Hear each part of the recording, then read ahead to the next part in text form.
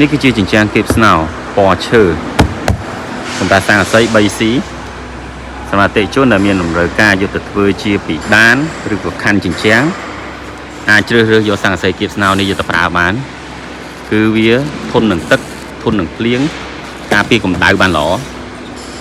ហើយយើងមានច្រើនពណ៌យើងមានពណ៌ឈើយើងមានពណ៌សយើងមានពណ៌ម៉ាបសម្រាប់អតិថិជនដែលមានតម្រូវការយកទៅធ្វើជាដំបូលក៏យើងមានដែរនេះអតិថិជនស្នោពណ៌ខ្មៅដែលយើងយកទៅធ្វើជាដំបូលវាការពារការឆេះបានល្អនេះគឺជាសារអាស័យគៀបស្នោប្រភេទដំបូលដែលយើងប្រើប្រាស់ស្នោពណ៌ខ្មៅអត្ថប្រយោជន៍នៃការប្រើប្រាស់ស្នោពណ៌ខ្មៅនេះគឺវាធន់នឹងការឆេះអតិថិជនយកទៅប្រើដោយទំនុកចិត្តបានសម្រាប់អតិថិជនដែលមានតម្រូវការអាចទំនាក់ទំនងកាន់រោងចក្រផ្ទាល់បានតែរោងចក្រយើងគឺនៅទីក្រុងភ្នំពេញស្រាប់